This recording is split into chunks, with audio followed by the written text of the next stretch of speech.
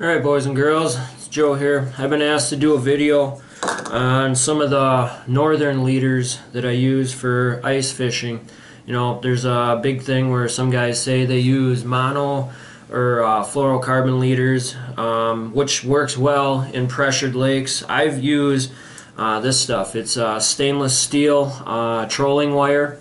This is 30 pound and it uses the AFW #1 sleeves. I don't know how good you can see it, but those are the little sleeves. This is the trolling wire. And another thing you're going to need is a little tiny swivel, a slip bobber bead, little slip bobber bead, orange glass bead, and little plastic spinner blades. You can buy all this stuff at Fleet Farm, any bait stores. For these leaders, I like to use the Gamakatsu #2 or 4 hooks. This is a #4.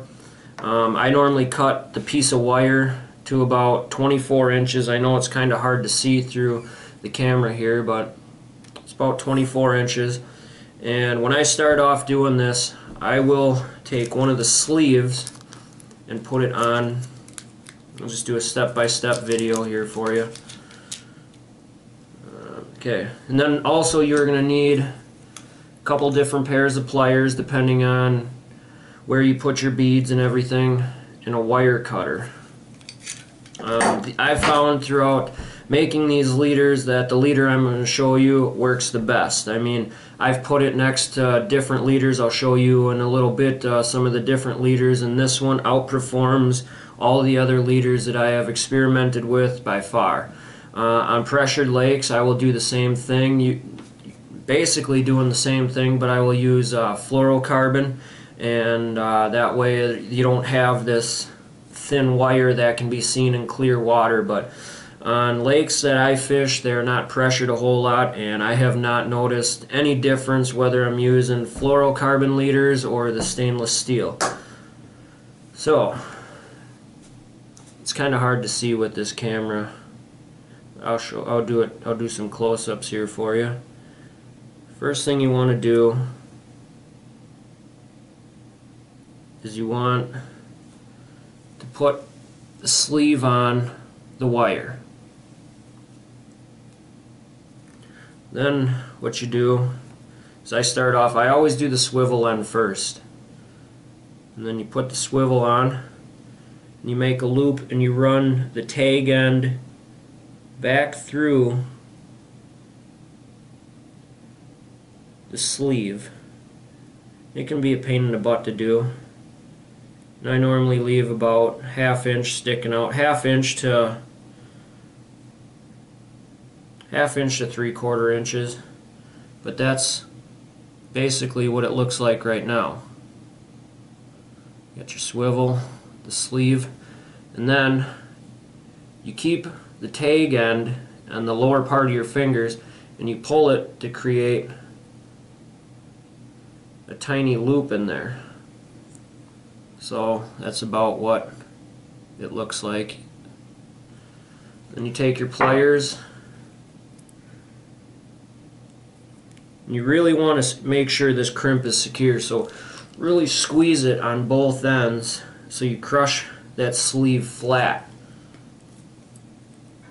And you know, I've been asked, and I have never had a fish pull these sleeves out or pull the wire out of the sleeves after I crimp them. I mean, I've pulled in some big northerns, which I'll show you, and I got a video of catch largemouth, walleye, northern, muskie.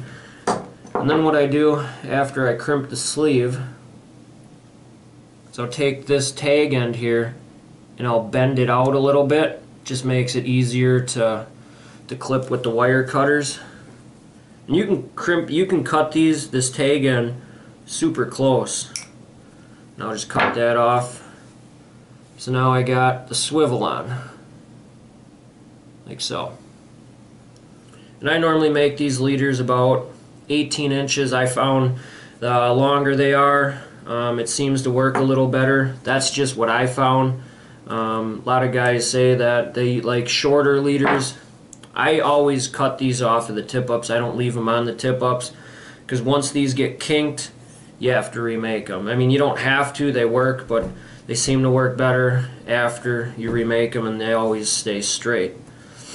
So for the second part, I'm going to take this little plastic spinner blade. It's red. You want to put that on first. So you put that on just like that so it slides on the wire. And I'll let that slide down. Now the next thing you want to put on is another sleeve. These sleeves can be a pain in the butt to get on. So this is what it's going to look like so far. I got the little sleeve on there, plastic blade. Now this is what I found that works the best. Take the slip bobber red bead and put that on, and then I'll take my orange bead, orange glass bead, and I'll put that on. So this is what it's going to look like with all the stuff before you put any of the hooks on or anything. You got the orange, the red, the sleeve, and then the spinner blade.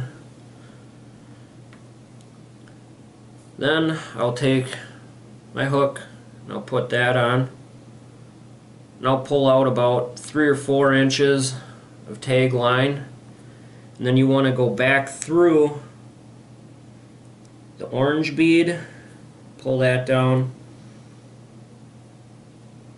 back through the red bead, and then back through the sleeve. You do not want to go back through the spinner blade. Once you get the sleeve down, it can be a pain in the butt.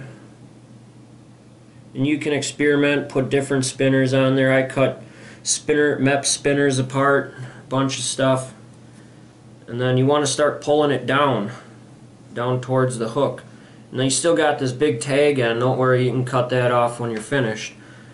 And I pull the beads pretty close to the hook,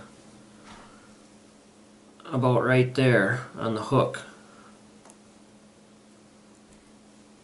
Then I still hold both ends of the steel wire, and I'll bring that sleeve right up tight to those beads, and I'll pinch it. I'll give it a real good hard squeeze to make sure it's crimped flat. Then you do both ends.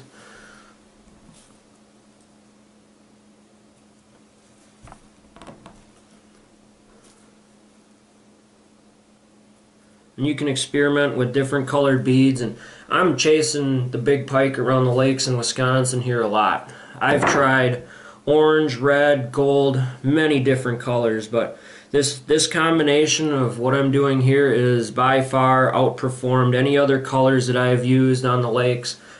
I was just up north last weekend, and no over exaggerating, in 2 days we caught over 70 northerns. Went out yesterday. It was a blizzard out here in Wisconsin. We had winds of 20 to 25 miles an hour, and it was like -6. So with the wind chill, it was like -20 to -30 below. And I was still catching northerns on it. So after I clipped that tag end, this is what I'm left with. Right there. And that's it.